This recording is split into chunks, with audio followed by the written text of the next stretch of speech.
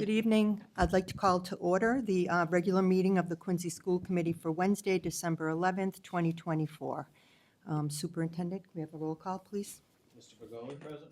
Mrs. Cahill. Present. Mr. Guttrow. Present. Mrs. Hubley. Present. Mrs. Lebo. Present. Mr. Perdios. May.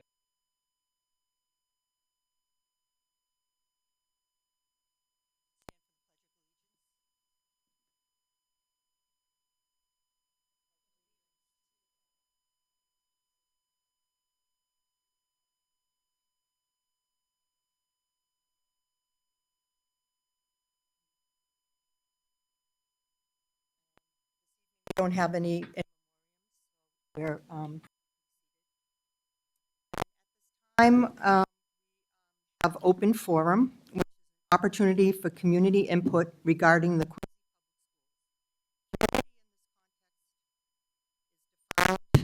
can you hear me? Is defined as a resident of the city of Quincy, a non-resident parent of a student who attends the Quincy Public Schools, or a non-resident employee of the Quincy Public Schools. After giving his or her name and address, each speaker may make a presentation of no more than 3 minutes to the school committee. An individual may not exchange their time or yield to others. Residents or non-community persons may submit written statements of up to 300 words to the school committee at QSC Open Forum at quincypublicschools.com by 4 p.m. of the day prior to the posted school committee regular meeting. Written statements will be posted on the school committee section of the Quincy Public Schools website by noon on the day of the posted school committee regular meeting. This evening, we do not have any emails that were submitted for this open forum. So if there's anyone who is present that would like to speak at open forum. Thank you, Vice Chair. I hope you can hear me. Frank Santoro, 14 Lois Terrace. I'm here again tonight, and I'll continue to be here when this issue comes up, as you put Lunar New Year into your policy subcommittee. I am here, and I'm sure people are here, because they understand the importance of what this celebration means to the Asian community and to the majority, and I repeat, the majority of your students. We consider this a very important celebration. The City Council thinks it's a very important and understands it's a very important celebration. Mrs. Berdios, Mayor Koch, understand that this is an important celebration to the Asian community. And someday, maybe not this year, but someday, the majority of the school committee will understand the importance of this day. Thank you.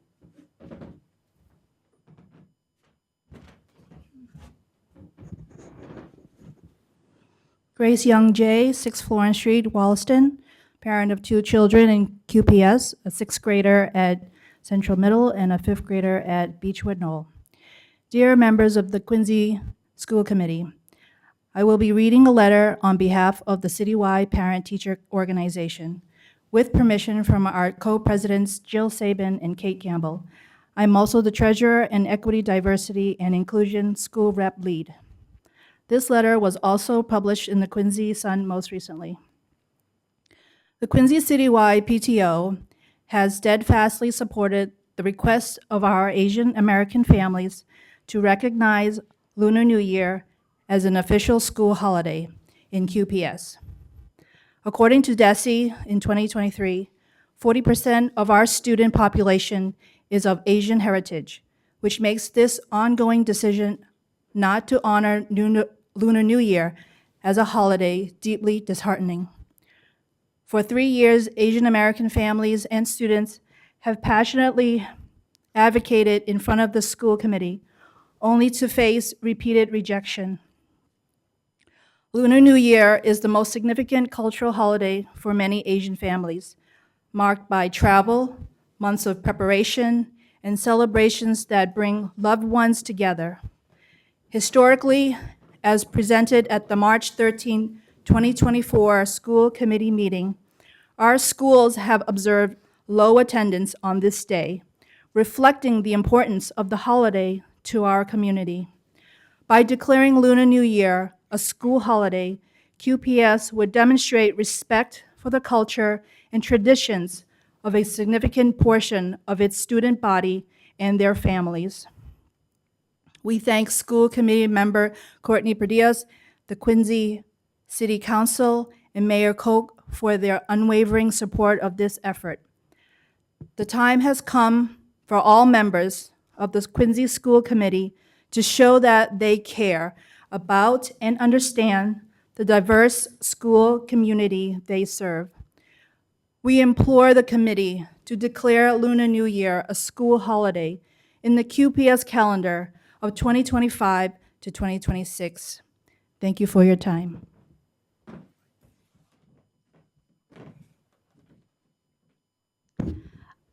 Shivpreet Singh, 511 Hancock Street.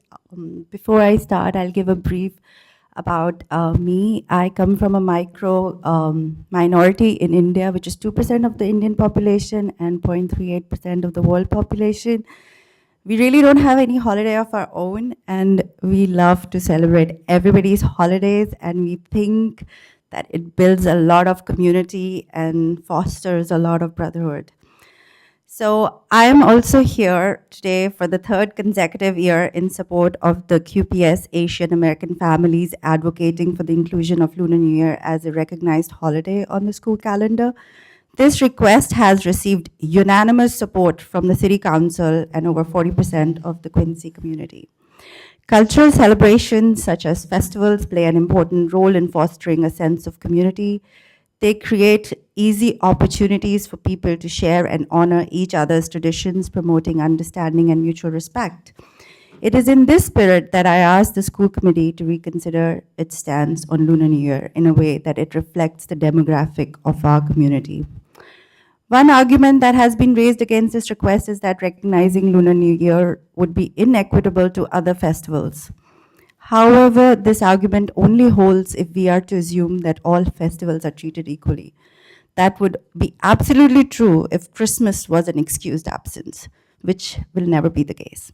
Hence, being sensitive to our demographic, we should make effort to be ingenuously inclusive instead of being rigidly focused on the definition of equity.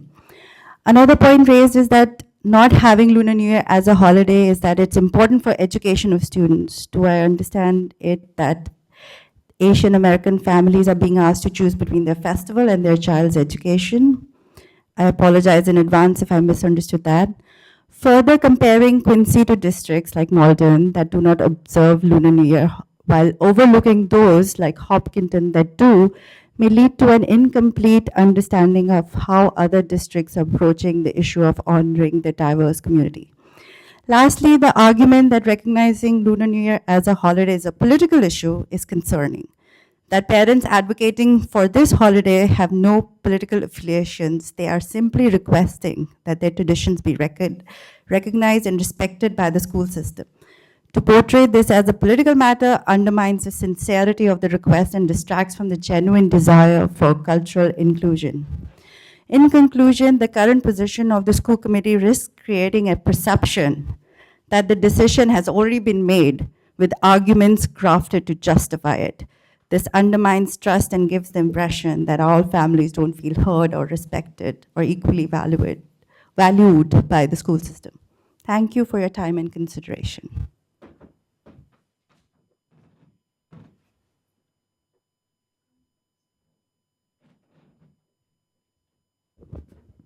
Good evening. My name is Amy Sorensen Alawad. I live at 3 Rood Street, and I have 2 children in Quincy Public Schools. I'm here again as an ally to Quincy's Asian families in support of Lunar New Year. Like you and those in this room, I have considered the facts and data on this topic. At the core of what those numbers represent are the Asian people in our community. They are my reason for being here. They are why Lunar New Year is important to me and why I will continue to advocate for it as an observed holiday on our school calendar. I'm here tonight because I believe my Asian friends and neighbors. I believe all of the Asian people in our community when they tell us that Lunar New Year is of cultural and historical and familial significance to them. I believe them because the desire to add Lunar New Year to the calendar clearly comes from a deeply authentic place that stems from the family and cultural traditions that have been passed down to them from their ancestors for 3,000 years. We're not talking about a passing trend.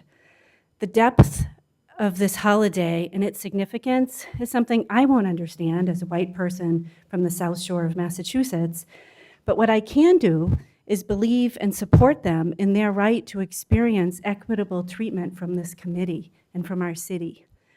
Now it's up to you, members of the school committee, to decide what and who you believe in and value. Will you utilize the flexibility allowed to you as a school committee and show that you also believe, value, and support your Asian friends and neighbors and community members by adding Lunar New Year to the school calendar? A decision to add it will represent the commitment this committee has spoken of when you've discussed the importance of equity, diversity, and inclusion in the Quincy public school system. You have talked the talk, and now you are being asked to walk the walk. Will you shift from the place and position you've held in favor of priorities that reflect the current times, the current demographics of this city and of our school system? As members of this committee, you have the capacity to address this issue and engage with us, your constituents, in this moment. You can rise to the occasion and show the leadership and the foresight that this moment demands. You can show us that you recognize and value the Asian people who live and belong here in Quincy by leading with equity and adding Lunar New Year to the school calendar. Thank you.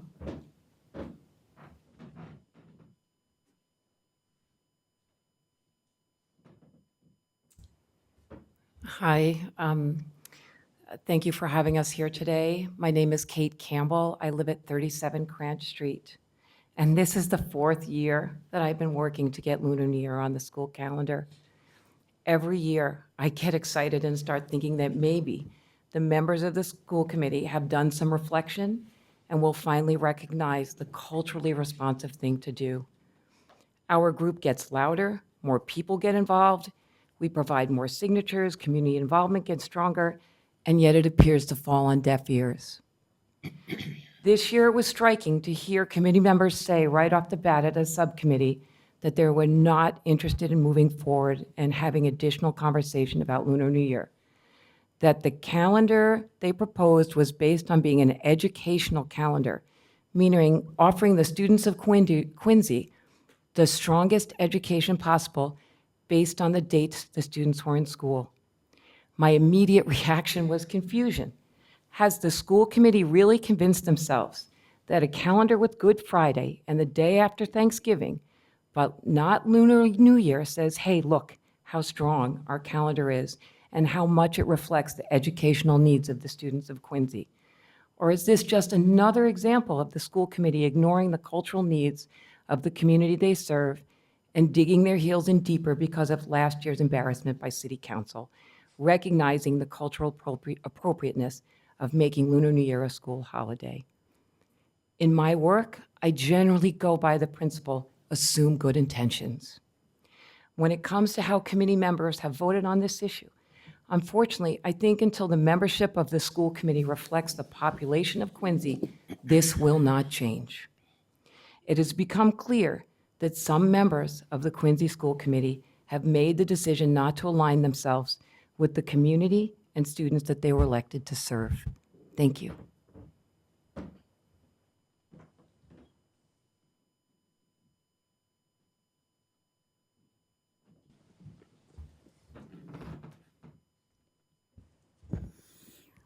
Good evening, members of Quincy School Committee. My name is Thuy Leung. I live on Huntley Street, on Huntley Road, and I have 3 children in the Quincy public school system. I'm here to ask, why hasn't Quincy recognized Lunar New Year as a school holiday? This holiday is celebrated by 2 billion people worldwide. It's deeply rooted in tradition, family, and identity. In Quincy, where 40% of our students are Asian, this isn't just a cultural celebration. It's a reflection of who they are. Yet, after 3 years of advocacy and overwhelming community support, this committee continued to resist. Why?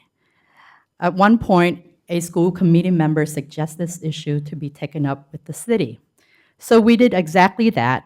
We sent hundreds of emails and called every city councilor.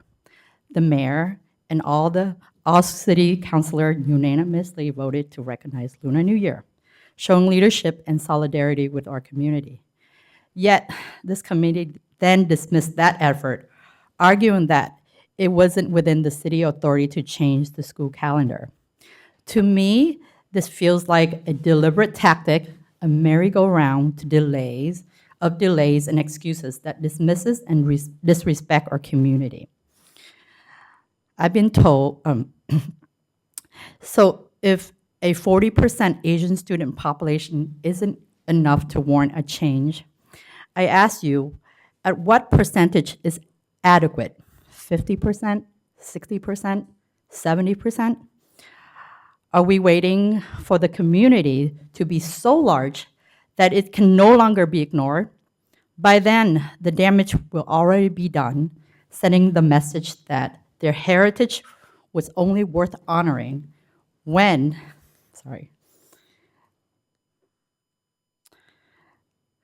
by then the damage will already be done, sending a message that their heritage was only worth honoring when it became politically convenient. This resistance raises serious and uncomfortable questions. Is it an unwillingness to embrace the growing Asian community in Quincy? Is it easier to maintain status quo than to celebrate the heritage of nearly half of our students? Whatever the reason, it is unacceptable. I urge the committee to take a deep reflection on why your action remains so out of touch with the reality of the Quincy population. Refusing to recognize Lunar New Year sends a harmful message that Asian students and their families are not valued. It's hurtful, divisive, and wrong. So if cities like Brookline, Hopkinton, and Wayland with much smaller Asian population can honor this day, why can't Quincy? The mayor, the city council, citywide PTO, and community has spoken. Now it's time for this committee to stop making excuses and align its action to the values of inclusion and respect. Let's show every student in Quincy that their heritage matter. And let's make Lunar New Year a school holiday. Thank you.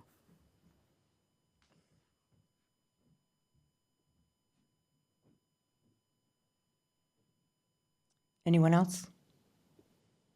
Okay, thank you. Move on. Superintendent's report. Thank you and good evening, everyone. Hope everyone is doing well. First item on the agenda is our staff recognition of Senior Director of Human Resources, Allison Cox, who will be leaving us at the end of the month, enjoying her just retirement. So good evening.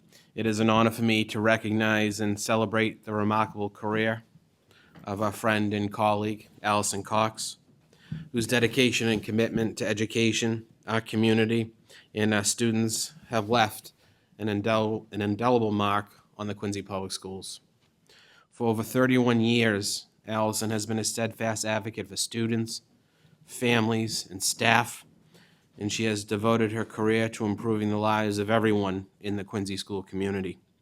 From her early days as an elementary school teacher, primarily at the Montclair Elementary School, which Allison loves, to her recent role as the Senior Director of Human Resources, Allison has demonstrated a resolute commitment to the core values of education, fostering growth, supporting each individual, and ensuring that every child has the opportunity to succeed.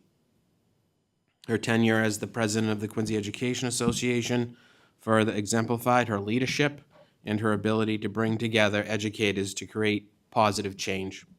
She was always a voice for teachers, working to ensure they had the resources, support, and respect they deserved, while also keeping the needs of the students at the forefront of every decision.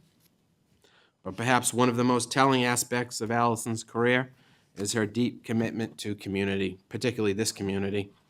Prior to joining the Quincy Public Schools, she was actively involved as the PTO president at Parker Elementary School, where her children attended. It was there that Allison first demonstrated her dedication to making a difference, rallying parents and families to support the school and its initiatives. It was a natural extension of her passion for children's education and the vital role that family involvement plays in a child's academic journey.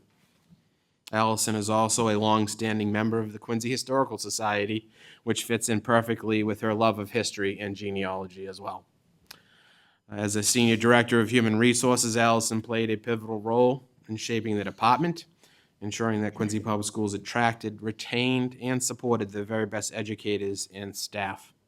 Her approach has always been student-centered, knowing that the strength of the staff directly impacts the success of our students. Her leadership, empathy, and commitment to creating an inclusive, supportive environment for both students and staff are truly second to none. Allison's impact on Quincy Public Schools is beyond measure, but it is her genuine care for the students, staff, and families that make her legacy truly exceptional. She has always been there for others, both personally and professionally, working tirelessly behind the scenes to make sure everyone has the support they need to succeed. Her unwavering dedication to making Quincy a better place for all is something we can all admire and aspire to, and I certainly do. Allison, thank you for your 31 years of service, 31 plus years of service, your leadership, your friendship, and your steadfast dedication to the Quincy Public Schools and its community. You have touched countless lives, as you know, and your legacy will continue to inspire future generations of educators and leaders, all very much in this room. We are ready, and of course, we are already seeing that as we hire your former students as educators, and many of those have come across your desk recently as new educators for the Quincy Public Schools, which is great. So in conclusion, let us all join in honoring and celebrating Allison Cox, an educator, a leader, a great friend, and a true advocate to the Quincy community. Allison, thank you for everything you do. Thank you.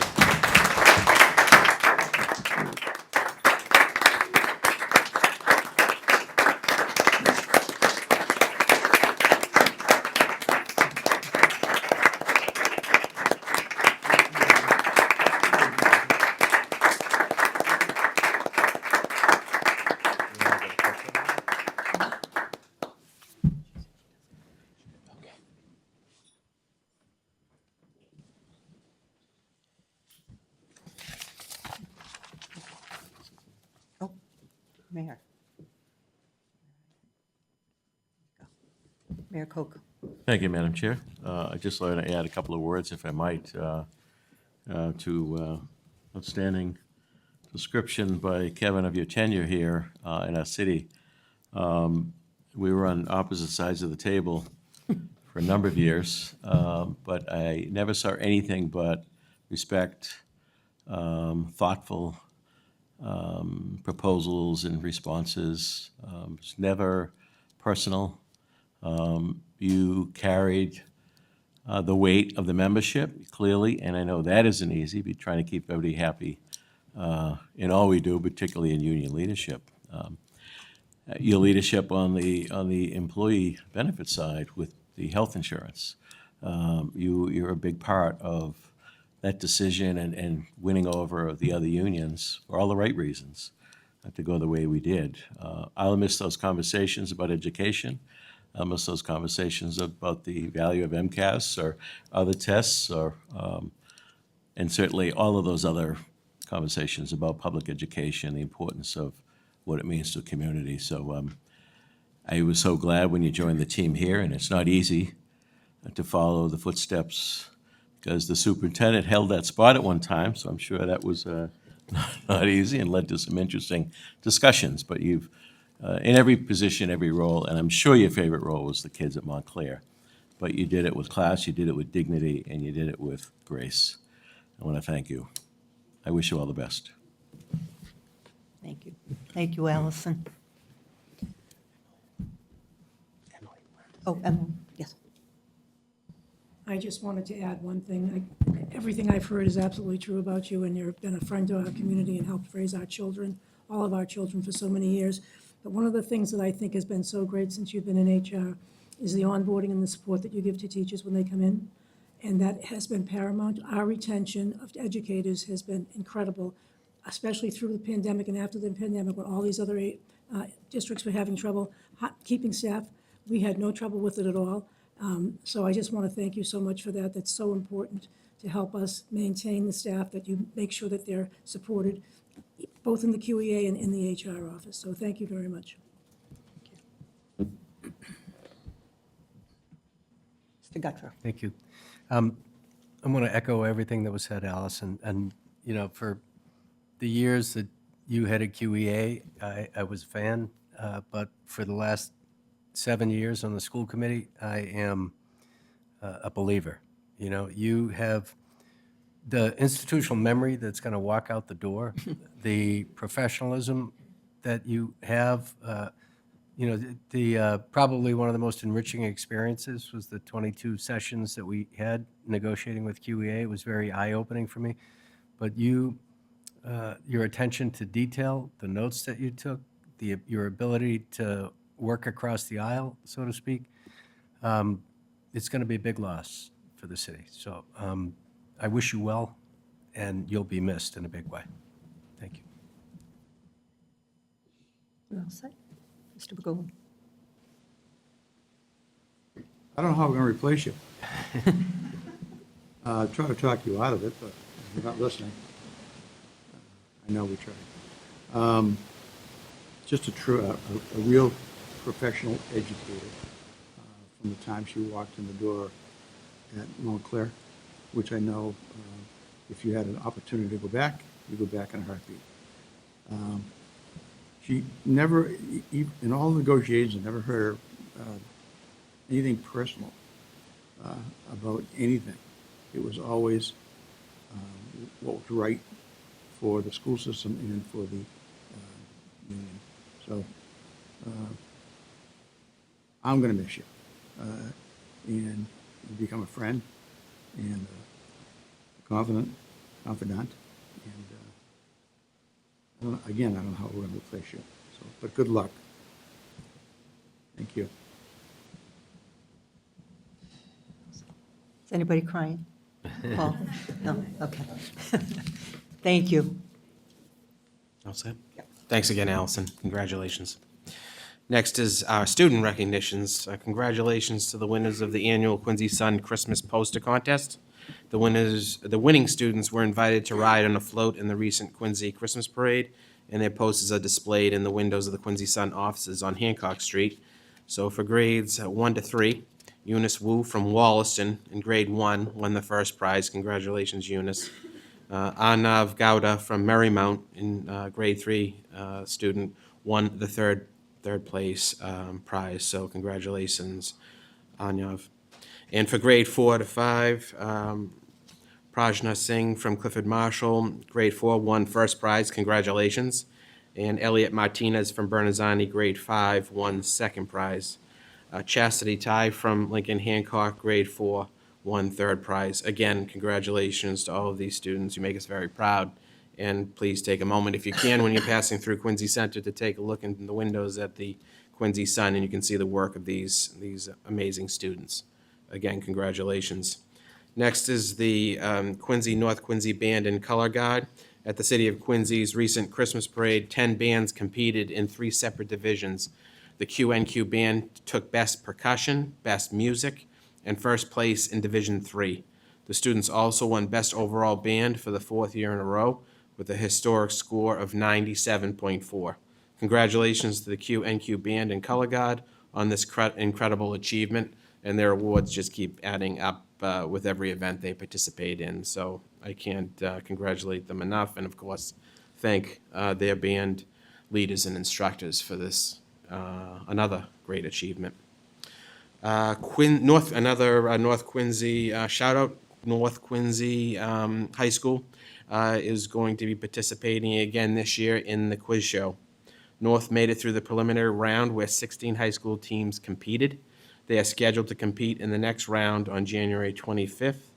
And of course, best of luck to North Quincy Quiz Show team. I'll keep you updated on their progress. I'm hoping that they will win again this year. It's a great team.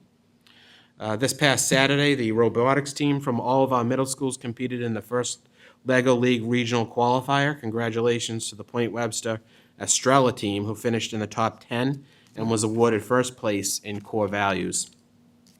The team will compete again this Saturday at the first LEGO League Challenge, Massachusetts East Championships, and we are proud of all of our students for their hard work and teamwork, as well as our incredible program staff and volunteers for their dedication. Again, best of luck to the Quincy team. On Monday, December 16th, administrators from Weymouth Public Schools, including Interim Superintendent Melanie Curtin, will visit the Early College High School program at North Quincy High School. Weymouth High School is interested in joining the Early College High School network and wanted to see firsthand how Quincy Public Schools' collaboration with Quincy College has led to the successful implementation of the program. And the next is upcoming Quincy Public Schools events include the following. North Quincy High School's Drama Club is presenting Little Women on December 13th at 7 p.m., December 14th at 2 and 7 p.m., and December 15th at 2 p.m., all in the Peter Crism Auditorium at North Quincy High School. Winter concerts are now scheduled for all schools, some in December and after the return to school from winter break in January. A complete schedule was shared with school committee in their packets and calendar invitations sent out for the evening events. And there will be a parent academy to meet the behavioral health navigator and an Aspire Health clinician from Quincy and North Quincy High School on January 7th, 2025 at 6 p.m. via Zoom. And that's so that as many parents can access it as possible. Lastly, I wanted to end tonight's superintendent's report with special thanks to some longtime supporters of the Quincy Public Schools and its students. Under the consent agenda, you will be approving gifts from Uncle Sam Brownsville, who once again donated tickets for students at Southwest Middle School to see a performance of A Christmas Carol. And also, you'll see the Seaside Stitchers, Pearl Jam, the Quincy Garden Club, and individual knitters for the annual donation of handcrafted hats, mittens, and scarves for our students. We are so thankful for the ongoing thoughtfulness of these donors and their dedication to our students year in and year out. And with that, that ends the superintendent's report. Thank you. Next on the agenda, we have superintendent's evaluation by Mayor Koch. Thank you, Madam Chair. In your packets is the composite summative evaluation form for the Superintendent Mulvey school year 2023 to 2024. The superintendent was evaluated as having met his goals and received an overall rating of proficient with exemplary ratings for standards related to law, ethics, policies, and fiscal systems. Appreciate you all completing your individual evaluations and your thoughtful comments. It'll be helpful as the superintendent finalizes his goal for the 2024-2025 goals, I should say, school year. The new goals will be discussed at the January 29th Teaching and Learning Subcommittee. Thank you. Motion to approve, accept. Motion, Mrs. Lebo, second by Mrs. Hubley. Is it roll call or just? Roll call vote to accept.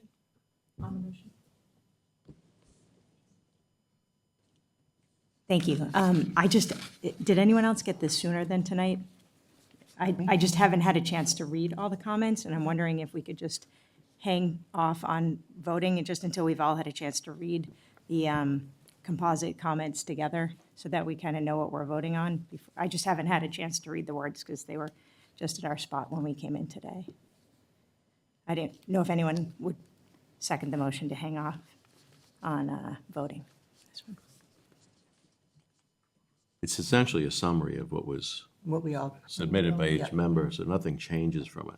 But we have to vote to approve the whole thing. And I just haven't read. Approving the summary. Right, I just haven't read I haven't read all the comments. I'm sure I probably would agree with them, but I just haven't read it, so I can certainly abstain. But I'd rather vote, to support it. I just need, a half an hour with it. To Mrs. Bruce's point, there's nothing in there that you're going to change, though. Everybody's comments are their comments, and so everything got put in there. So you can only disagree with your own comments. So if there's something in there that you put in that you disagreed with, that would be your own comment, because you can't change anybody else's Right. comment. Yeah, no, So I there's wouldn't, nothing I in there that wouldn't, we're going to change. I wouldn't propose any changes. I'm just saying, I feel uncomfortable voting to accept something that I just haven't fully read. And like I say, I feel uncomfortable doing that because I'd like to give the superintendent and his team who work super hard the, the value of my support and my vote too. I just haven't read it. and just kind of at the core of it, I don't feel comfortable not having read the words. So I would just appreciate if we could hold off, until the next meeting, just till we all have had a chance to read all the words, just to make sure that what I'm voting on,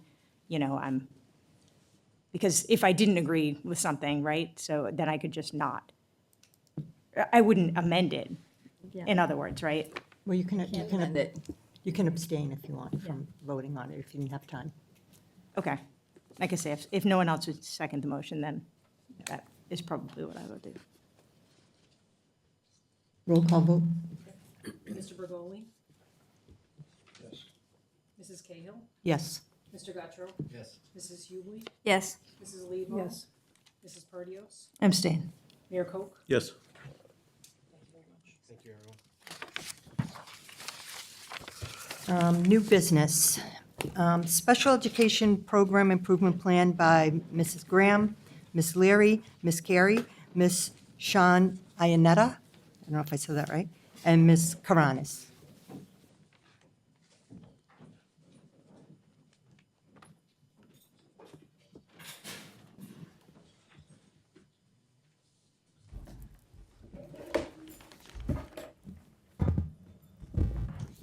I think you're all set. Is that on? Yes. Sure is. Good.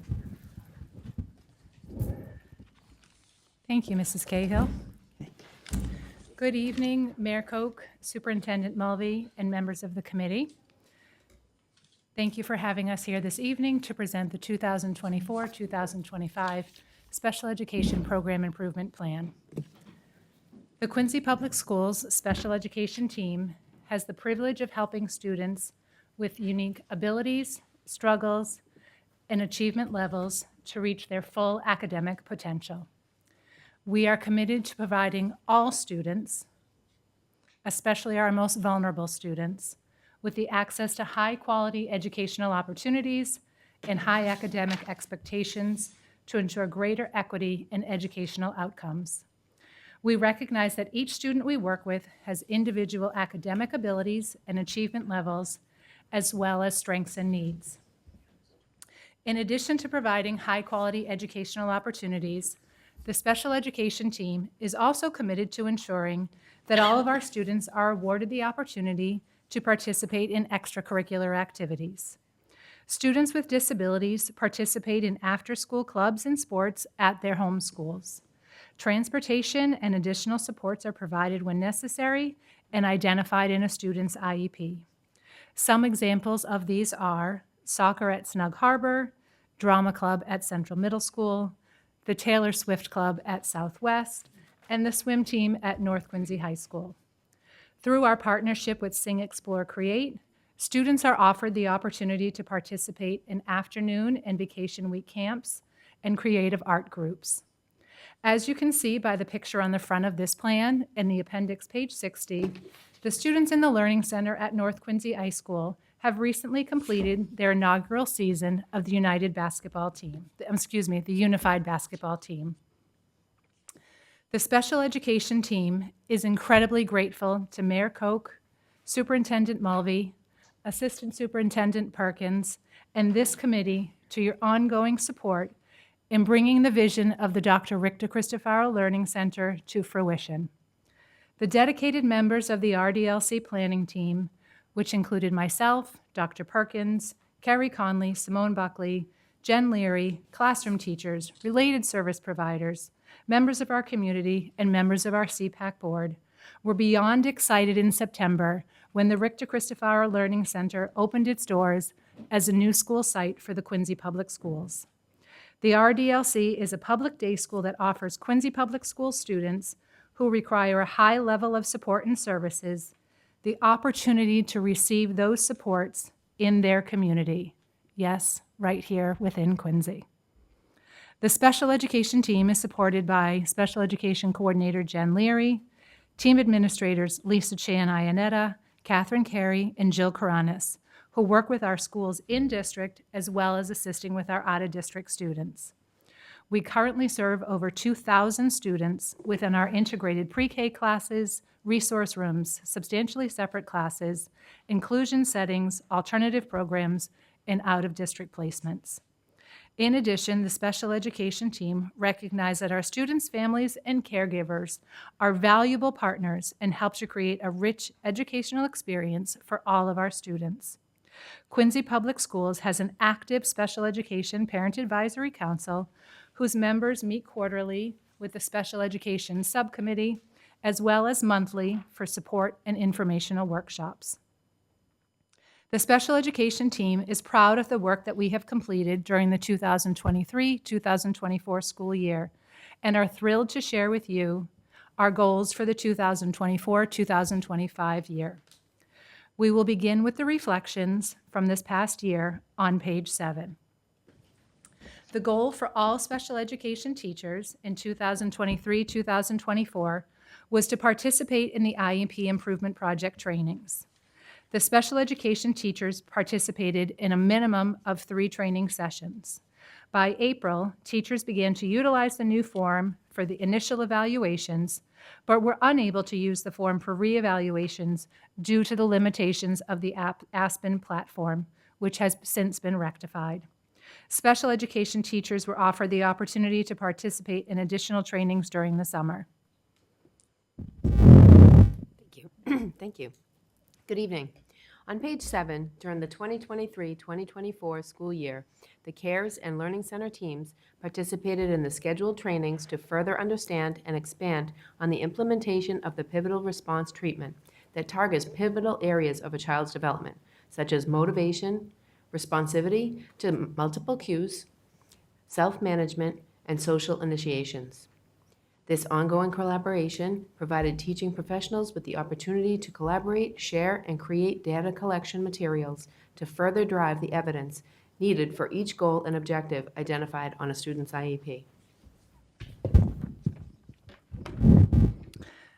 The goal of the post-secondary team Quincy College LEAP program was to continue to support and work on developing a peer mentor program with the support of Quincy College, with the goal of having at least 5 Quincy College students engage in their mentor program. During the 23-24 school year, 2 Quincy College students participated in a chill club with students from the LEAP program. Although this goal was not met, the team will continue to build the mentoring program and have started a sports trivia group this year with the goal of continuing to build upon peer relationships. Also on page 8, during the 23-24 school year, the language development classes took part in the core knowledge language arts trainings. The teachers met monthly with general education teachers around the implementation and alignment following the scope and sequence of the CKLA comprehensive literacy curriculum. Based on monthly meetings, the LDC team determined best practices. They made appropriate modifications to the program and also differentiated instruction for all students with language-based learning disabilities in the LDC program. Although this goal was met, the LDC team will continue to work on integrating the scope and sequence of CKLA. Also on page 8, you can see that during the 2023-2024 school year, the Goals program successfully expanded their course offerings beyond the 4 core subjects by implementing a new business course. This course incorporates skills such as personal finance, financial literacy, and career readiness as it relates to general life skills. Students were introduced to resume writing, interviewing skills, managing personal finances, and budgeting. Through targeted lessons, students were able to enhance their knowledge of real-life scenarios specific to the process of applying for jobs, budgeting a paycheck, and obtaining housing or vehicle. Students researched the cost of rent for an apartment in Quincy and surrounding cities and towns, the cost of car payment, the cost of groceries, all while working within the confines of a mock monthly salary. Students also participated in mock and real-life interviews, both virtually and in person, learned the skill of tying a tie, and created posters demonstrating appropriate dress attire for an interview.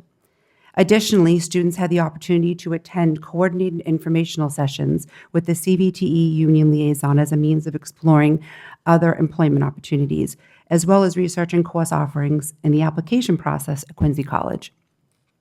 Lastly, students utilized all of these resources and teachings in drafting attainable and realistic goals for themselves.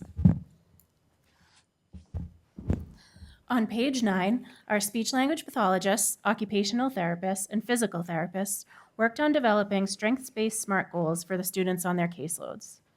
One of the focuses of the new IEP format is on ensuring that goals are specific, measurable, achievable, relevant, and timely. The new present levels of performance pages for communication and other areas, including PT and OT, include a section on student strengths relative to those areas. The related service providers attended several training sessions on the new IEP, which included information on focusing on student strengths to help write appropriate SMART goals. Excuse me. Also on page 9, the behavior support team, including district BCBAs, provided 12 hours of professional development for all district paraprofessionals. The topics included educational disability categories, accommodations versus modifications, functions of behaviors, data collection, and how to intervene with challenging behaviors. Additionally, the BCBAs provided supervision to 14 paraprofessionals who were seeking to become registered behavior technicians. On page 10, you'll see that to support the goal of the special education teachers, the special education team provided ongoing training for the new IEP improvement project. Training was offered during professional development days, April school vacation, and in the month of August. Training has continued into the 2024-2025 school year with any new staff or those that may need to continue with supports. Also on page 10, you'll see that the goal of the Richter Cristofaro Learning Center design team was to take the necessary steps to complete the initial application for the Department of Elementary and Secondary Education approval of a Massachusetts public day school special education program, as evidenced by the successful submission of the application in May 2024. The RDLC design team met monthly to take the necessary steps to complete the initial application. Each month, the team focused on sections of the application to complete and to send to our DZ liaison for feedback. In May 2024, the initial application was submitted to the Department of Elementary and Secondary Education, and on August 1st, 2024, we received our notice of full approval for the opening of the Richter Cristofaro Learning Center. In September 2024, the RDLC welcomed 45 students in grades K through 8 for the first time. As you can see on page 11, the special education team worked closely with our CPAC to support their events such as Trunk or Treat, Gingerbread House Night, Crafty and Sensory Play, and they added a new event this year as a big end-of-year celebration, which is a huge success. The team continues to work in collaboration with the CPAC to provide after-school, vacation, and summer activities with Sing, Explore, Create. Starting on page 15, we will now share our goals for the 2024-2025 school year. To further our work from last year, by June 2025, all elementary, middle, and high school special education teachers will utilize the new IEP form for 100% of their initial, review, and reevaluation IEPs. On page 16, you will see that the post-secondary team at Quincy College LEAP program will expand its volunteer sites from 7 to 11 by adding an additional 4 sites for enrolled students, and expanding its part-time employment sites from 2 to 3 by adding 1 additional site. As you can see by the action steps, Quincy College LEAP staff will be working alongside Partners for Youth with Disabilities in Randolph Public Schools through the Liberty Mutual Foundation Impact-Driven Collaboration Goal to participate in a needs assessment to identify barriers to educational opportunities and gaps in preparing youth with disabilities to successfully enter the workplace. This is an exciting opportunity to work within our community and with other local agencies to strengthen and increase the pipeline of students with disabilities who are ready to enter both community college and/or the workforce.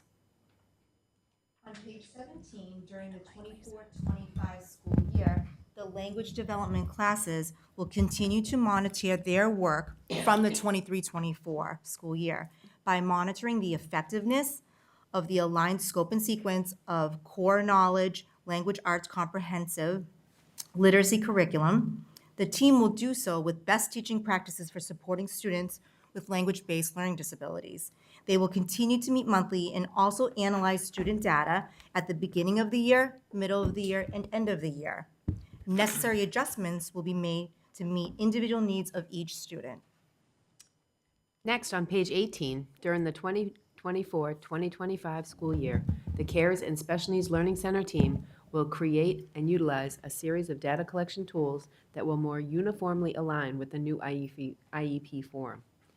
The data collection process will be used as the foundation for the goals and objectives proposed on each student's IEP. On page 19, during the 2024-2025 school year, the Goals program will improve their program's daily attendance by increasing student attendance from 60% to 70%. This goal aligns with the district goal of addressing chronic absenteeism. The Goals team will meet monthly with each student to review their individual attendance goal and to address barriers to consistent attendance. On page 20, you will see that the related service providers will continue to expand their goal writing skills. In October 2024, they attended a training on the collaborative IEP process, goal development, and the new Massachusetts IEP, which focused on developing goals that targets a student's functional and/or academic skills to support their participation in all aspects of the school day. Throughout the school year, the related service providers will use tools to analyze their current goals and ensure that new goals they write are focused on school-based functional and/or academic skills. On page 21, the behavior support team will continue their goal of supporting district paraprofessionals by providing professional development sessions focused on understanding and supporting students with autism, setting a strong foundation, and data collection tools. The district BCBAs will continue to provide supervision to any paraprofessionals who are participating in the registered behavior technician course.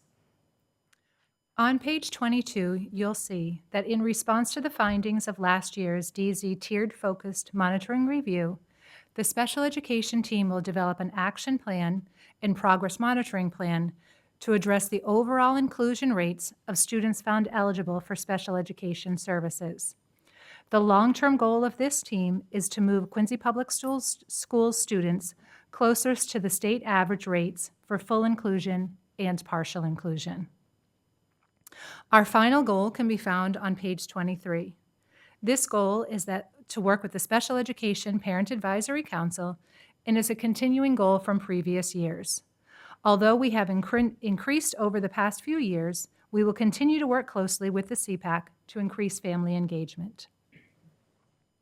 The special education team is proud of the work that we have accomplished last year, and we look forward to implementing the 2024-2025 Special Education Program Improvement Plan.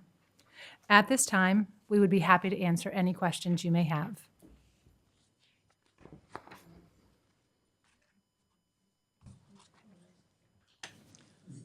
Thank you so much. This was great reading. It reminded me of what everybody was doing out there again, so it was really good.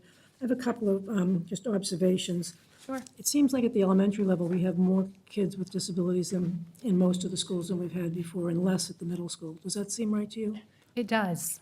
It does. Are we just capturing kids earlier with our assessments? We are absolutely capturing students earlier, but we are also experiencing a number of students that have moved into the district that have previously been identified as needing special education services. Okay, yeah. Another one, special learning disabilities still drives me crazy. Why don't they just call it what it is? I would like them to start calling dyslexia, dyslexia. I think this is a disservice to every child who has it, and I just don't know why they don't do it. So it's not on you, but it really does frustrate me. I love the Partners for Youth Development Plan. It's That is exciting. wonderful, really wonderful. And I think the goal for goals to increase the attendance, that's going to be a hard one. It's going to be It a hard is. nut, but it would be nice It if we is. could find a way. I think as we develop more of those courses that might be more enticing to them, that might help, and also maybe moving them into the community a little bit more and moving Mm-hmm. them into North Quincy. I have a question. Are they counted in North Quincy's special education students, the goal students? I believe so. No, they're separate. They go to their home school? Okay, Yeah. thank you. And the new IEP, so is it aligning with Aspen now, so you're going to be able to do all It that? is. It is. And- There and were a some- couple of glitches that Mr. Pacho had to work through last year, because at that time, we were still working off of 2 forms, so things were not lining up as well as we thought they would initially. But thankfully, Dan took some time this summer and has aligned everything beautifully for us, and we're getting there. And now you have to find new ways to collect your data, though, so that Yes. that will align. So I noticed that throughout the plan, too. Yes. that There's always something else you have to do. So I just want to thank you all. I think the increasing full inclusion would be a nice goal. Absolutely. It's also a hard nut to do, but I think it's a great goal. And I just, it's a very, very thorough plan. I really appreciate it. And so just thank you all for your work. And thank you to all the special education teachers. They are special. Incredible. They absolutely special. are. So, Yep. Thank you. I'm all We're set. very lucky. Mrs. Hubley. Thank you. Thank you so much for the presentation. Thank you for the plan. I totally agree with Mrs. Lebo. I hate that it doesn't say dyslexia in here. It should. My other question with the demographics of student population is the vision hearing. I dislike that Yes, it is a yeah. vision/hearing. I really would like it to be 2 separate lines, and I understand that some children have both, and Mhm. that could be represented there. But I see that for 2024, it says there are only 10 children that have vision/hearing. Is there any way we can know how many of them are Sure. which, and how many Sure. of them are vision, how many are hearing? It'd be Absolutely. good to know. Yep. If we could get that emailed, Sure. I don't expect you to know off the top, but if we could get that emailed to us, that would be Sure. good information to have. Thank you. Thank you. A couple of questions. So I know at least one of the elementary school PIPs mentioned a dyslexia screening tool. Mhm. And so can you just, because I don't know anything about it, is it universal? Is it a certain It age? is. Is it child-specific? Is it, Massachusetts or nationwide, a tool that all school systems use? How does that work? So it's part of the Amplify M class, that there is a dyslexia screening tool that is built into that screening. So if there are students that come through that screening that are seen as potentially being at risk for dyslexia, there are tiered interventions that we can provide as early as possible, as soon as they're identified. And is that unique to our district, or do you think it's pretty universal across districts? Is it universal? It's part of the state It's a regulation. regulations. It's a regulation in the state that requires, oh, that's fascinating. Okay. Second question, completely unrelated. What was the snafu in Aspen around the forms last year? Sure. So when students are, every 3 years, their IEPs are reevaluated for special education eligibility, and the forms just weren't lining up because we were carrying over old forms onto new forms, and it just was not as seamless as we had hoped. So for students that were being reevaluated, it was taking multiple hours to input all of that new data. So we pretty quickly recognized that that was not a good use of staff time. Yeah. And opted to hold off on reevaluations using the new form until September till all of the kinks were worked out. And so how do you work out the kinks in Aspen? Do you It was upload just a something? matter of closing out the old forms and using the new forms. Understood. I don't Once we have- knew what it was actually quite simple. It was just, it wasn't lining up the way that Mr. Pacho had hoped that it would. It was completely an Aspen platform issue, not a Quincy Public Schools issue. Yeah, got it. I don't have any further questions. I thought the plan was detailed and terrific. And Thank you. Great presentation. Thank you. Thank you. Similar, I thought the plan was very thorough and comprehensive, and I thought there were a lot of great things in there, so I appreciate that. I do have a couple of comments and questions, and I'm kind of going to take a little time on this because as the chair of the special ed subcommittee, I would normally have kind of had more of an item on the agenda for this, so I just wanted to ask a couple things. I did look to CPAC as well, to reach out to them to make sure, their concerns as well were heard in here. So I just wanted to start my comments with the appendix sections. I just had a question on page 26 on the staffing. Is this across all QPS schools? It's not just the RDLC, right? Correct. Okay. I just wanted to. We incorporated the RDLC as Yes. part of it. That's what I thought. That's what I thought. I just wanted to confirm that. Thank you for that. So that was just a quick question. I found the descriptions of the programs extremely helpful. It's hard to keep them all straight. It's hard to understand, to remember which one, what grade levels are at which one, and the differences between them. So I found that description very helpful. I was wondering, is that on our website anywhere? It is. It is. Okay, great. so parents can see that as well. That's fantastic. The Unified Basketball League, great, really great opportunity. They actually have their application in to do a unified track and field for the spring. That's fantastic. That's really, really great. The Liberty Mutual grant sounded fantastic, and definitely, I think, something that could help out the LEAP program. And so in just those kids trying to expand opportunities. So that those were great things in the appendix that I read. And then just going back to the plan, just to go not page by page, but just in order by pages. Page 12 on the MCAS results, is that the alternative MCAS, the portfolio for those? It is for all children with disabilities in the district. It's not broken out by any one particular subset. Okay, so it's both together? Yes. Okay. I didn't realize that they combined them, they are combined, though? To get the results. Yeah. It's all students with disabilities. Okay, all right. So that's a mix of both. Okay, that's great, thank you. Page 15, have all special ed teachers now been trained on the new IEP form? Said that was a goal by November. Just was wondering. Yes. That has, okay, Yes. that's fantastic. Really, really great, just to be sure I everybody's. have to say kudos to this team because they were phenomenal in getting any of our new staff, anybody that may have missed trainings at the end of last year, to really get them up to speed because per the state of Massachusetts, by November, we don't have an option to use the old form. So we had to get everybody up and running, and this team has been fantastic. I know you provided a couple different, Yes. many different training opportunities, so thank you for doing that. I think that's very important. I love the idea of a staff survey on the IEP form and just understanding what the challenges are that staff are facing, so I love that idea as well. Page 16 on the LEAP goal. So I'm wondering if, so we have 4 new volunteer sites and 1 new work site. Is there a list somewhere of the companies of those 14 companies or businesses that? I could get that list for you. Susanna Friel at the college would have that. Yeah, I would love that.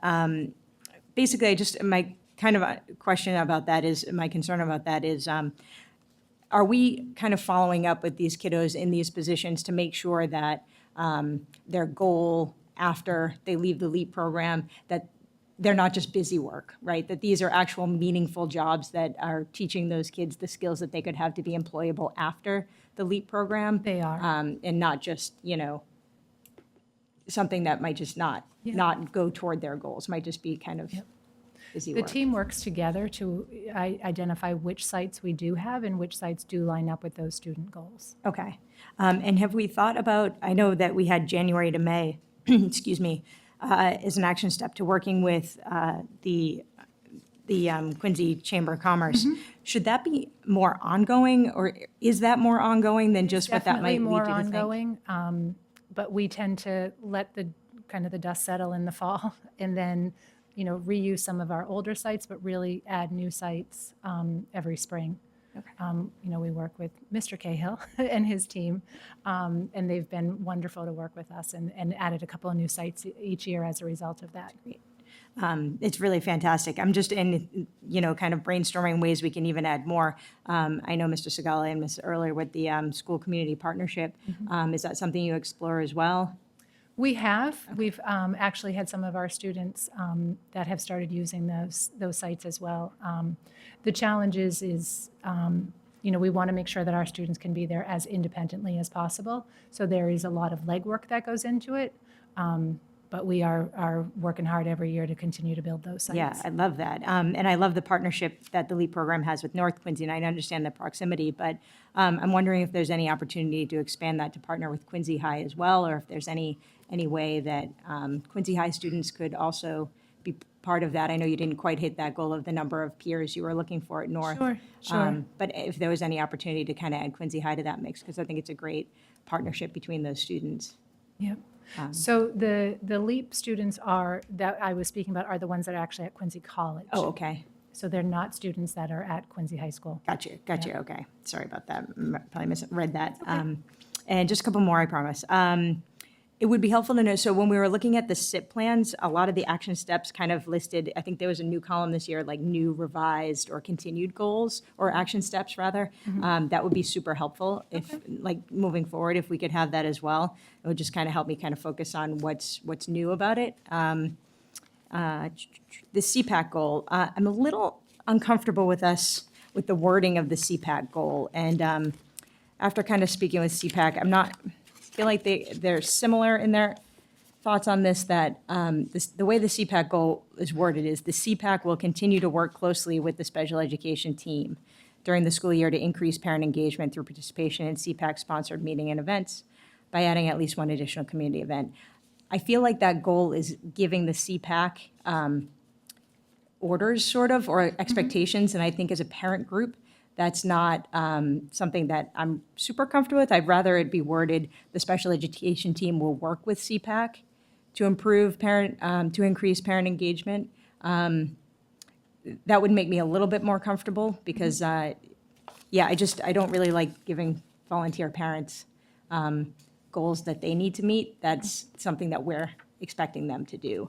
They do this work, Absolutely. which is crazy, above and beyond what they have with dealing with their own children with special needs. So I'd feel a little more comfortable kind of maybe moving forward, just kind of changing the wording of that goal, just in the way that we're partnering with CPAC on that. But the responsibility sort of lies with your team instead of with them, if that makes sense, just the wording. And is there a long-term goal to set is there a long-term plan to set as a goal the number of students meeting their stated IEP goals for the year?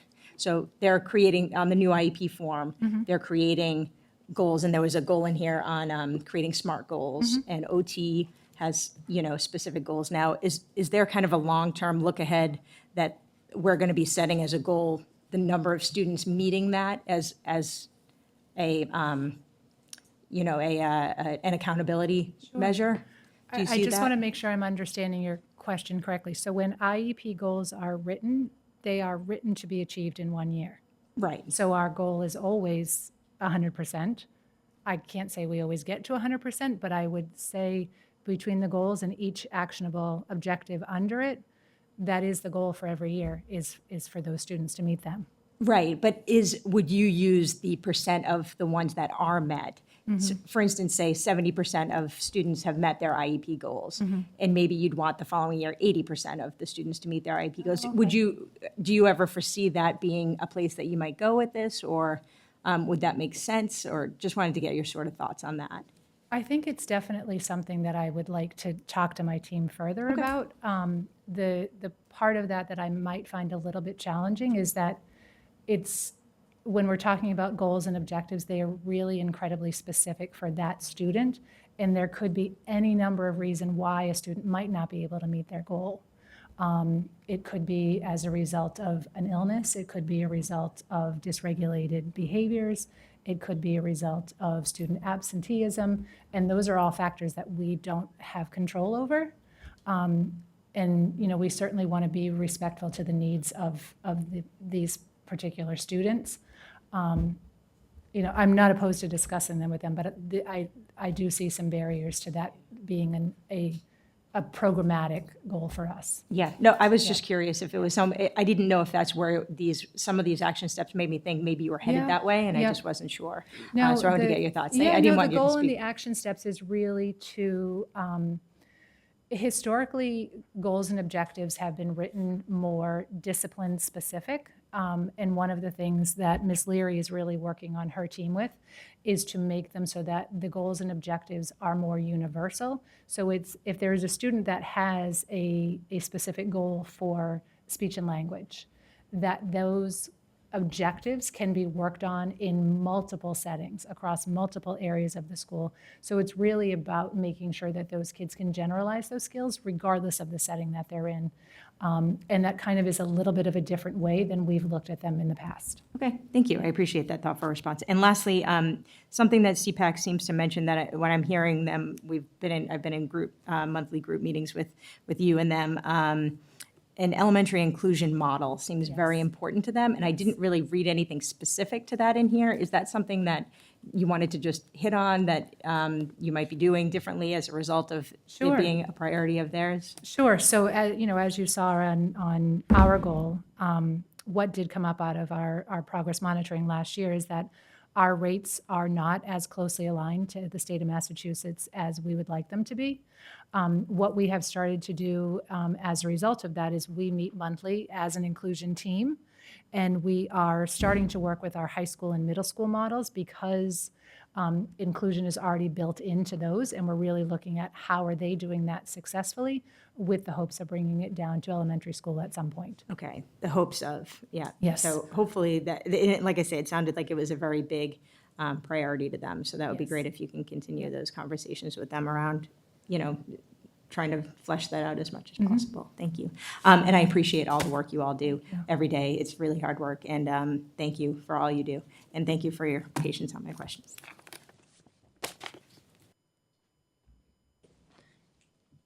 Mrs. Lebo?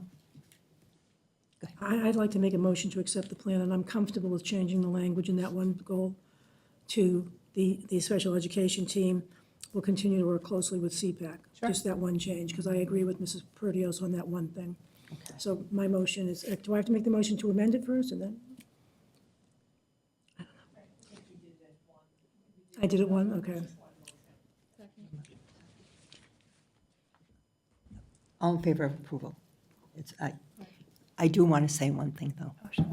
And we did approve it, but I love your team. I think you're passionate, you're professional, you're compassionate, and you have such a complex department, like between academic, social, state rules, regulations, all professional development, IEPs, all the things that are continuously changing. And every year you come here and you just present and make us feel like these students are really in great hands. And I really mean that 100%. And I think the students feel it. They can feel the passion and the compassion from the team. My only comment would have been that you're trying to scare students by making them research rent and cars and food. They may not want to leave school. They should just stay. It's not a good place for them to research.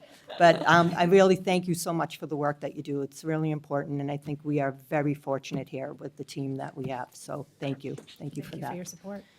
And we're Thank all you. set, right? Thank you. Thank you. Next on our agenda, we have the SSDR data review with Dr. Perkins and Mr. Marani.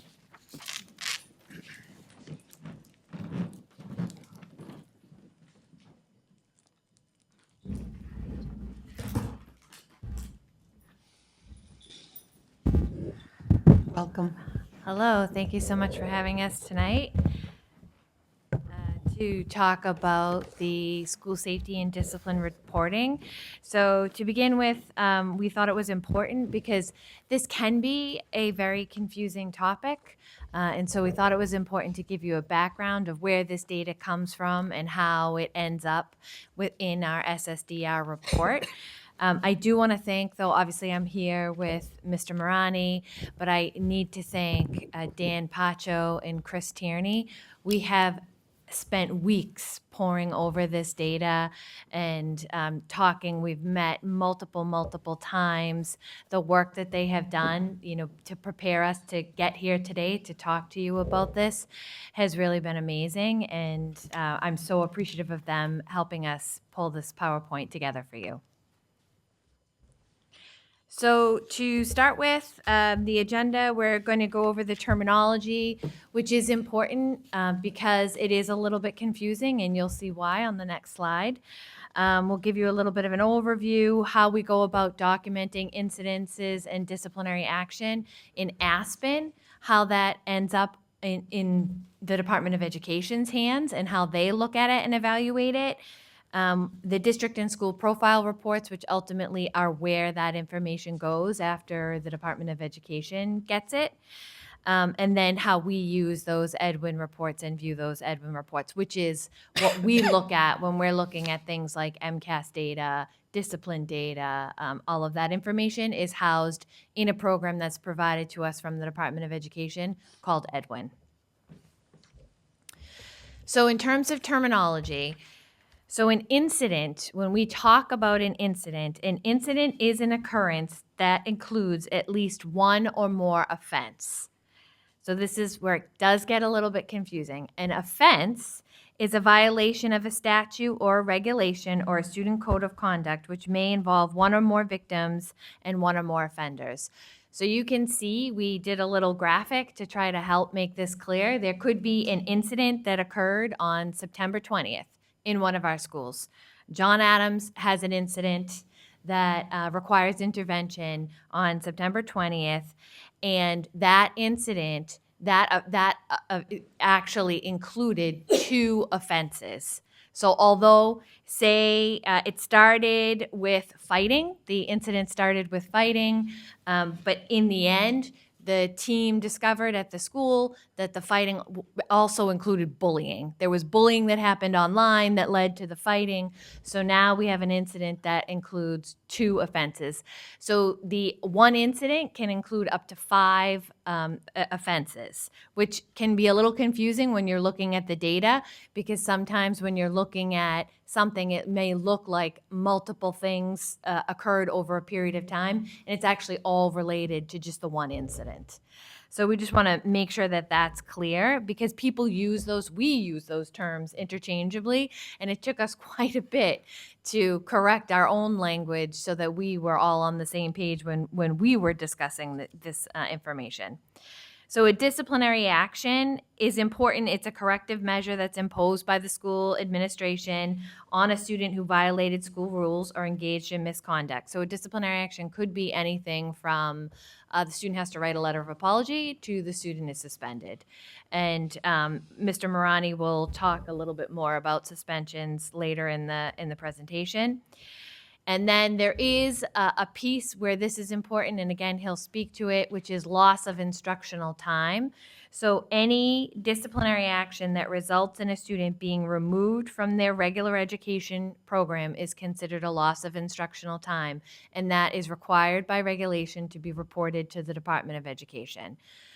So some of the things that we do, like a mediation or a letter, may not be required to be reported to the Department of Education, but an in-building suspension, a student is removed from a classroom, an out-of-school suspension, all of those things are considered to be a loss of instructional time and therefore need to be reported.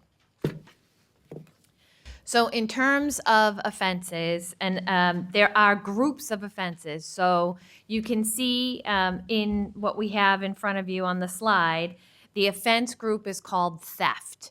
Within theft, there are multiple categories that are called offense groups. So in all of which is why it can get a little bit confusing at the school level, because something could happen in a school and a principal is choosing from, is it general theft, motor vehicle theft, or other theft?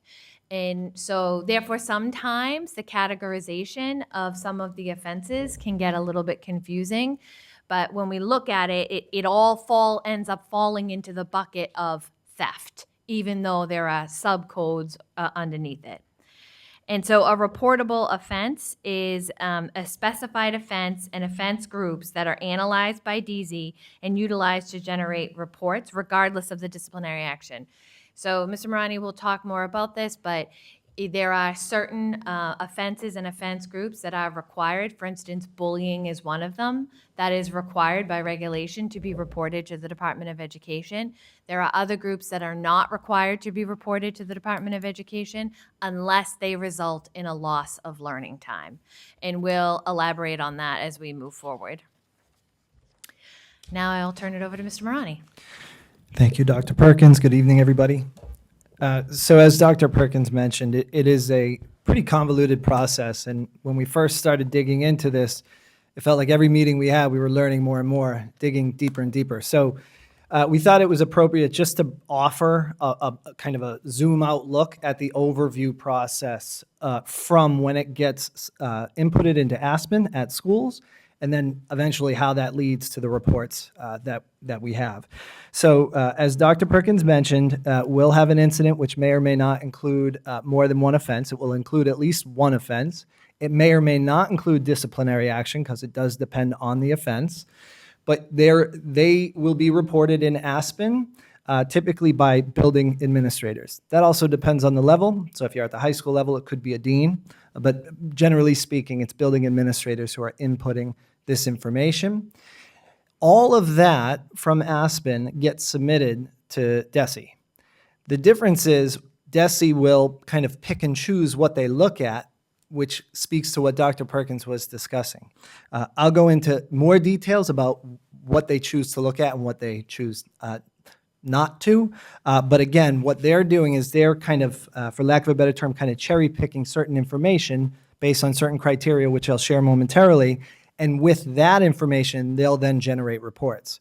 So the information we have on Aspen essentially gets whittled down to reportable information, which then we can look at. And as Dr. Perkins said, we can look at that in two ways: through our Edwin platform, which is the same platform we use when we look at MCAS data. But then there's also information that's shared in the district and school profiles. So that's just the overall process. And so now just to go deeper into each of those aspects of that. So when the incidents are documented, so there's a variety of codes. This is just a snapshot. So this is one screenshot of the different codes that can be selected when an incident is being documented within Aspen. Just to give a couple of examples as far as reportable, not reportable, the alcohol distribution, that first one at the top, that would be considered reportable. That's one of the offenses that DESE says, regardless of the disciplinary action, that's a reportable offense. Whereas if you go further down to, let's say, class cuts, that is now dependent on the disciplinary action. So if it doesn't lead to a loss of learning or a loss of instructional time, it wouldn't be considered reportable. So in other words, DESE, we still submit that to DESE, but they omit that when they start to analyze and generate the reports. So again, that's the list of the different selections. There's a variety more that people have to choose from. And then also that image to the right there, those are the disciplinary actions that an administrator can select. So again, they're selecting one or more offenses, and then they can also select multiple disciplinary actions as well. So there could be one or more disciplinary actions depending on the offense as well. And so this is what it looks like. Kind of difficult to see, so I apologize for that. I'll try to explain it in detail so it's easier to understand. So there's really two parts to this process. The first is reporting the incident. The second is reporting the action or the disciplinary action. So this image shows you what it looks like. So when an administrator is starting to input this information, it prompts them first to just give the basic information. So the student name, the date, the time, the location of where the offense or offenses occurred. And then it will have the option of selecting the first offense, which would be considered the primary infraction or the primary offense in this case. You'll see that there's also a button there where you can select add. So if a person felt as though there were multiple offenses that deemed being included in this documentation, they could add additional codes, I believe up to 5, as Dr. Perkins mentioned. There's also an owner to it. So in other words, if we ever needed to follow up on a particular incident and inquire, the person who submitted it, you're able to see who that is. So back when I was a principal, if I were to submit it, I would select myself as the owner. That way, if Dr. Perkins is looking at the records, she knows she can call me and inquire about that if there's ever a question about a previous incident. There's also QPS incident notes. So that's really the description. That's the narrative. So that's really the important piece for us. We blank that out just for confidentiality purposes. But that allows us to go in and see more of the details of what occurred. That's the most informative piece for us versus the code. It tends to be 2 or 3 words. The description, the incident notes is really helpful to us. You'll notice that there's 2 bottom boxes as well. Those are the items that will get sent to DESE. So sometimes you'll see it where they might repeat themselves and it's just a reporting aspect. So it's incident notes that get repeated depending on if it's being reported to DESE or if it's just being documented within the incident notes. And then the next page, a little bit easier to see. This is the second tab. So this is once somebody submits an incident, they now have the option to add the action, the disciplinary action. So in this case, the top row, the example there is just a standard detention. And that's one disciplinary action for a particular offense or group of offenses, also known as an incident. But then, as I mentioned, you can have multiple disciplinary actions. So if you look at that bottom example, that bottom image, you can see that there's a suspension out and a suspension in. So in this case, it's one incident but led to 2 disciplinary actions. So in this case, in this example, there's 5 total days of suspension. 2 of those are out of building, 3 of those are in building. So that's just the way it's recorded. However, it's all for one incident, which may or may not include more than one offense.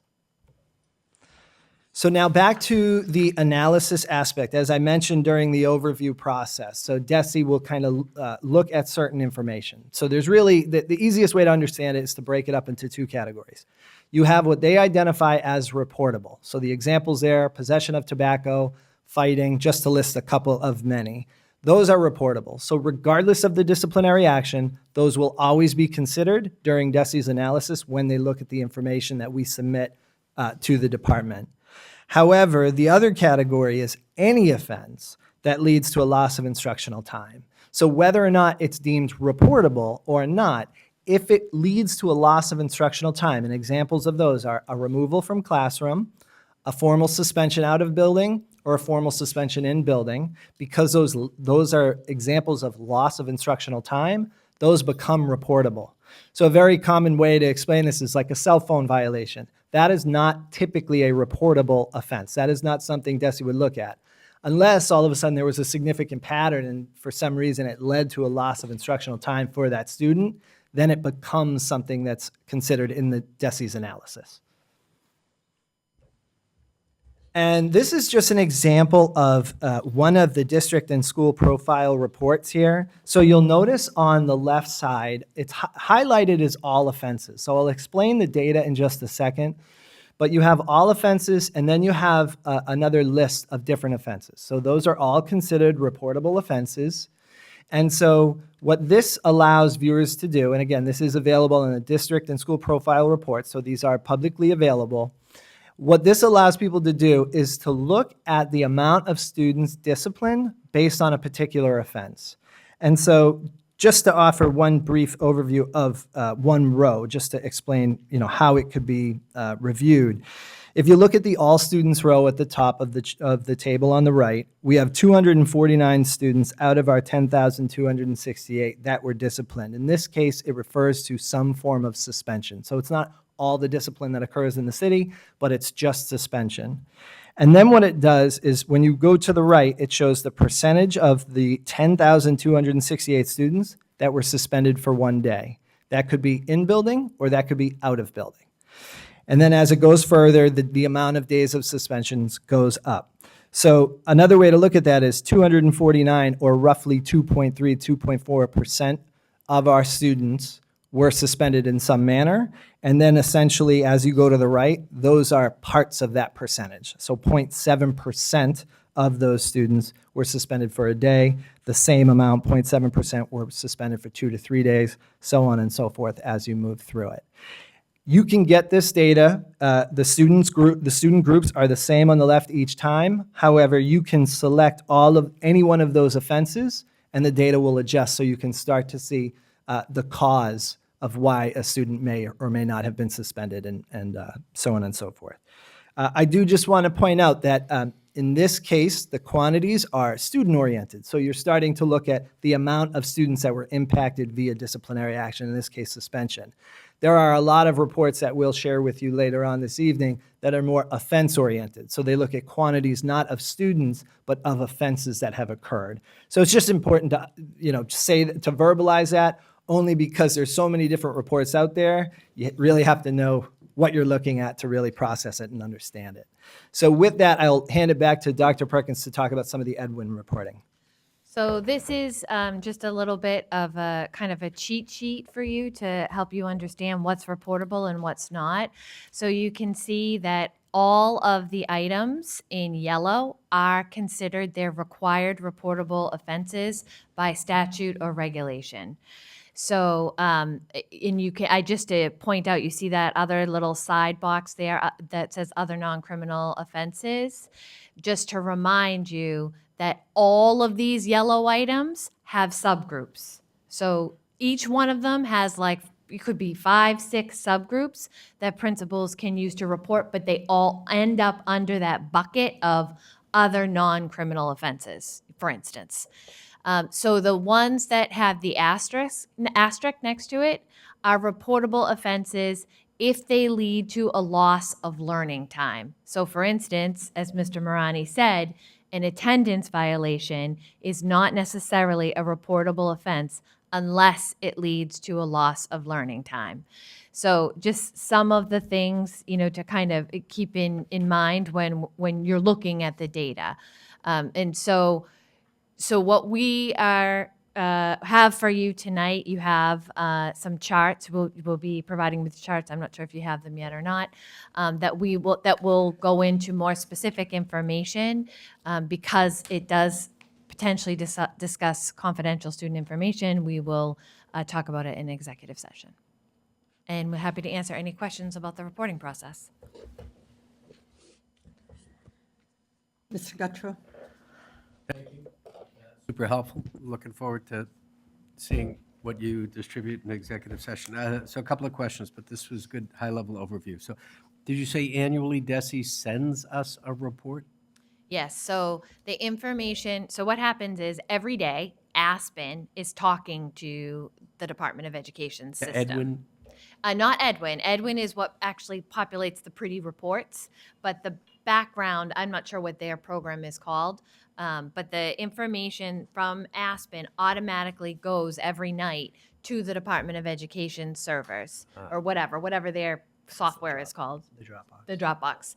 And so it goes there, and so from there, at the end of the school year, that information, sometimes it will get pushed back with, say, like errors. Well, this was reported. It looks like it's reportable, but there's, something was wrong with it. We correct those errors, and then they then use that information to then populate the public reports that we just showed you tonight, and the reports that then end up on Edwin and analytics, which is what we use to then look at, like, for trends and things like that. Okay, but I was confused about Edwin, but it sounds like we're using one vehicle for reporting. It's Aspen. Yep. It sorts the data based on what's reportable and what's not, and Correct. transmits it.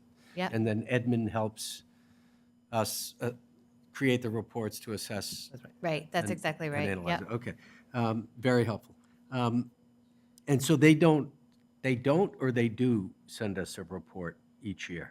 They do send us a report each year. It's lots of reports, and it's published in Edwin Analytics, and then it's also made available. There are public reports that are available on the department and on the school profile page. So every year we do get that, yes. And you sent us the link to, you said this is publicly available, some of the. There is, yep, some of the reports are public, not all of them, but some of them. Yeah, I mean, whatever's publicly, if you Yeah. could just send us that link, that'd be Absolutely. helpful. Couple of more questions, and maybe I'll save some for the executive session. So you define incident, offenses, disciplinary action. So if bullying is a pattern of behavior, is it one incident or multiple? Well, it could be one incident or it could be multiple. It really depends on, If it just happens once, it's one incident. If it happens 3 times, it's 3 incidents? It could, yes, that very well could be, yep. Or there could be, it really depends on, how it's looked at. So something could happen, there could be something that happens 3 times before a student reports it. And so then that report includes all 3 of those incidences, and now it's identified as bullying. Or it could be a student who has a bullying incident day 1, and then a different bullying incident day 2, and a different bullying incident day 3, and now it's 3 separate incidences. And many times, it involves lots more students than just one student. Got it. Okay. Yeah, I think I'll probably save the rest of my questions, because I mean, I'm curious about like a pie chart of having the incidents, like in the high schools, 33% are vaping related, or X% are bullying related, or, just so that we can see, and then what are the trends over the course of the years that we can see? And you're going to get that Okay. in a little bit. Thank you. Go this way first. Mrs. Levi, you're good. Oh, you're good now? Okay. Mr. Bergoli? I have a couple of questions. So the principal is the person who leads out the discipline, right, in school? Or the assistant principal. It could be the assistant principal, too. Or Oh. at the high school, the dean. Do they have discretion as to where they categorize a certain type of behavior? Yes. So are they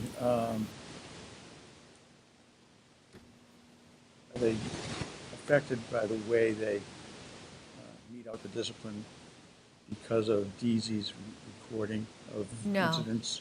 No, no, I'm not, I mean, I don't know how aware they are about the reportable versus not reportable, or, I mean, I think to them, it's all a disciplinary offense, and if it's a suspension, it's a suspension. I don't think that they make any decisions based on what's gonna get reported to the Department of Ed, or that kind of a thing. That's what I'm asking. Yeah. So first kid who sent to the office, loss of class time. Mhm. How many times does that have to happen before it rises to the level of reported offense? Well, if it was the majority of the day or a good chunk of the day, that's considered an in-building suspension. It is. And yes, it is, and it should be reported. Mhm. And we do talk to the principals about that all the time. If you keep a student down in the office, you know, something happens in the morning and you keep that student down in the office for the rest of the day, that is now an in-building suspension. Don't they have to have a hearing? Not for an in-building suspension, it's not required. So they're supposed to make outreach to the parent, but they don't actually offer a meeting, but they can impose an in-building suspension before they have a hearing. All right. I've heard a couple of questions about incidents that happen outside of school. And whether the police is involved, they involve our students. And, you know, the serious incidents. And how it impacts our kids in their relation to what they can participate in school. So where does that stand in terms of they have to go to court? And if it's adjudicated and they're guilty, Yeah. then they are not able to participate? But if Yes. it's not adjudicated, they are still, even though they have a pending case against them, they can still participate in what they're doing in school, correct or not? Well, it really depends. So if the incident causes or a substantial disruption to the school day, if that's one of the criteria. The incident in question has to pose a substantial detrimental impact on the order of the school operations and the school day. Or if in the instance where I think you're kind of referring to like a felony, for instance, a felony, a district cannot do anything, cannot impose a restriction if the felony, the issue or the felony incident, if the student has not been arraigned. So regardless of whether or not it's adjudicated guilty or not adjudicated at that moment, it's when they are arraigned and charged with a felony, then the school district can act. Whether they're found guilty or not? Whether, if they've been charged with a felony, then the school district can act, regardless of whether or not they've been found guilty yet. Okay. So they're guilty until proven innocent? That's what the regulations say, I guess, yeah. Makes sense. Thank you. Mrs. Perdios? Thank you. Ms. Bergoli was kind of traveling down the path that I was going to ask about, more in the, if the principals have, or the deans or the assistant principals have discretion, how are we making sure that it's uniform or evenly distributed across, across schools? And are those, and maybe secondly, are those disciplinary actions kind of listed or somewhat alluded to in the student handbooks? Yes, all of it's in the student handbooks, absolutely. But I would say, like, in terms of the uniform, I think that what is uniform is that when a student violates a code of conduct or a regulation or a statute, every single one of our principals is going to, report it and potentially, depending on what the offense is, impose some kind of discipline. I think that where the discretion comes in is what they code it.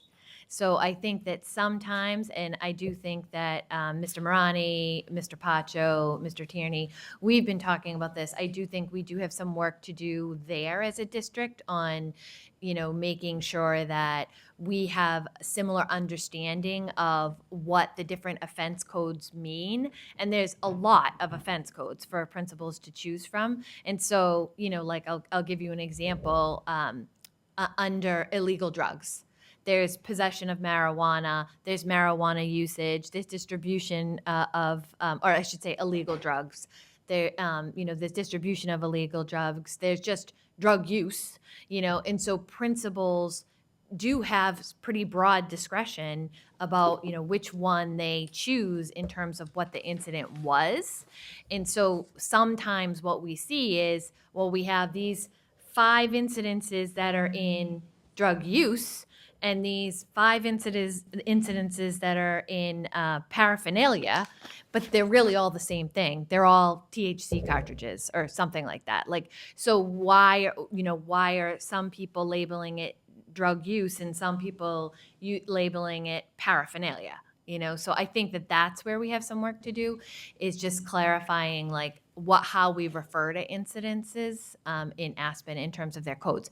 But I can tell you with 100% certainty that if there is a handbook violation or a statute violation or a regulation violation, all of our principals report it and they impose disciplinary action when they need to.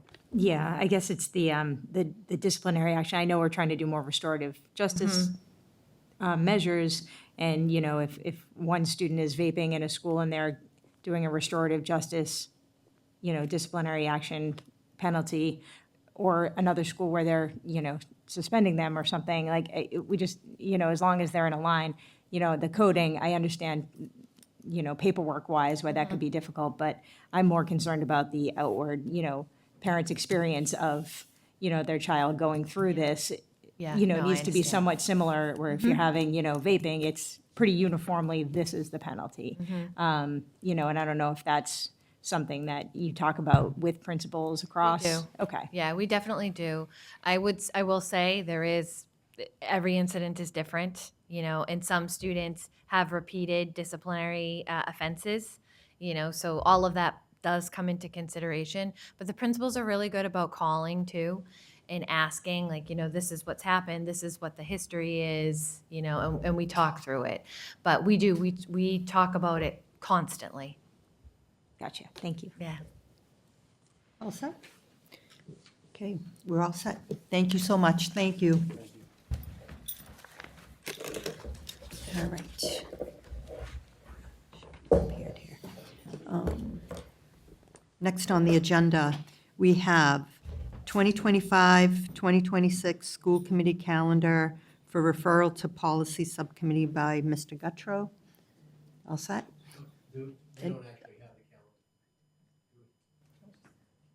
We do not. No, we'll review it in policy subcommittee. So this is just a motion that a calendar will be put in committee, and then after Yes. the new year, we'll talk it through. And then we'll have it at the meeting and discuss it. Very good. Yep.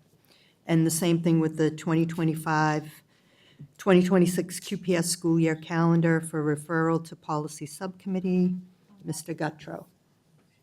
I assume it's the same thing. We Same we thing. actually don't have either calendar, but this is kind of SOP that we do. Moving it into committee for discussion, and then to move it to the And, yeah, and I don't know regular if these meeting. are voice votes or No, we're just moving it we into. just moved No, on the motion. yeah, we're just moving She had it a into question on the subcommittee. motion. There was no motion. Well, she had a question on the I issue. just had a question on the item on the agenda. Will the policy subcommittee be seeing multiple drafts of the school year calendar? Last year and the year before, there were a couple different drafts that included different holidays in it. Or will the policy subcommittee, the draft they see, just include one version? And maybe this is a question for the superintendent. That's up to the committee to determine how many drafts will be presented to, and it'll be up to the committee chair how many drafts are presented to the school committee and what those drafts look like. It could be a draft of what has been done in the past. It could be a draft of additional holidays that other members may like to see. That really is up to the chair of the committee. So, which, When you Mr. say committee, do you mean school committee or policy Subcommittee. subcommittee? Subcommittee. The subcommittee is going to get the policy I understand, I heard and the it, yeah. calendars, and we review them. We decide what's going to go forward to the main committee for further discussion and vote. Right, I'm just curious as to what drafts will be proposed at the policy subcommittee meeting, whether there will be a draft that is just one draft you're looking at and you're saying yay or nay, or whether you'll have multiple drafts. And maybe it's a question for Mr. Guttrow as Well, the chair. if you're imparting that power on me, I'm going to suggest that we replicate the approved calendar from last year, and then, well, when we're in committee, we have discussion. We can take motions, we can make amendments, we could do whatever we choose to do. Okay, very good. Thank you. So next we have the, what? Yeah, process for review selecting curriculum materials, Mrs. Lebo. Thank you. During the school improvement plans, we heard from several schools how they're trying to get some multicultural books and book literature, pieces of literature and also texts into their schools. But before that, we had also heard from Dr. Perkins that we had a very specific method of approving books that were going to schools. And that she actually had a person who read all the books. So I'm trying to make sure that we have policies in place to ensure that all of our schools and levels have culturally responsive text and literature for our students to access. And also that we have policies in place if there's a challenge to any of those books, that we have a policy in place to address a challenge to a book. Because I think once we start bringing in all these books, we're going to get challenges. So Is that a teaching and learning, or should it go into a policy? So do we discuss it at a teaching and learning and then we'll have committee, to and make- then, there may be a policy out there, but I don't know if there is or not. So I think we should discuss it in teaching and learning and move it into policy. okay, Thank you. okay, thank you. Next on the agenda, we have the consent agenda, which requires a roll call vote. We need a motion to accept Motion everything to under. accept. Motion by Mrs. Lebo, second by Mr. Bergoli. Roll call. On the motion. I did want to just Where are you? There you go. I did want to just add to this, under the 745 hand knit hats. Some of them were store-bought, but I wanted to just have a shout out also to Andrea Huar from the Director of Health Services, because I did this collection and I put 745 hats, mittens, and scarves in her office to distribute to all of the school nurses. So I want to do a shout out to her, thanking her for all of her hard work on this, distributing those to our school nurses. That's not a small task, so I appreciate all of her help. So I want to make sure I add that in. Thank you. Perfect, thank you. Superintendent? Mr. Begoli? Yes. Mrs. Cahill? Yes. Mr. Guttrow? Yes. Mrs. Hubley? Yes. Mrs. Lebo? Yes. Mrs. Perdios? Yes. And Mayor Koch? Yes. Thank you. Under additional business, we do have in your packet, there's a request for approval for travel, North Quincy High School student travel, and it just got put into our packet today, and we need a motion to approve. Motion by Mrs. Hubley, second by Mr. Begoli. Do we need a roll call? Voice vote, all in favor? Aye. Communications, upcoming school committee meetings, regular meetings on January 8th and 22nd, and February 12th, 2025 at 6:30 PM. Subcommittee meetings, joint teaching and learning, and EDI on December 16th at 6 PM. And in communications in your packet, there's a letter from the QEA thanking the SLT for the collaboration on Professional Day of Learning. So next, we have reports of subcommittees. Mayor Koch to review the October 23rd quarterly budget and finance subcommittee meeting. Budget is on target. We're in good shape. Review done. Thank you. Okay. So next, we have executive session. We need a motion to go into executive session, and we will not be coming back to the regular meeting. Make a motion, we go into executive session for the purpose of discussing statistics-related discipline, and we will not be returning to regular session. Second. Second by Mrs. Hubley, and all in favor? Aye. Aye. Oh, we're going to roll call vote. Mr. Begoli? Yes. Mrs. Cahill? Yes. Mr. Guttrow? Yes. Mrs. Hubley? Yes. Mrs. Lebo? Yes. Mrs. Perdios? Yes. And Mayor Koch? Yes. Thank you. Thank you, everyone.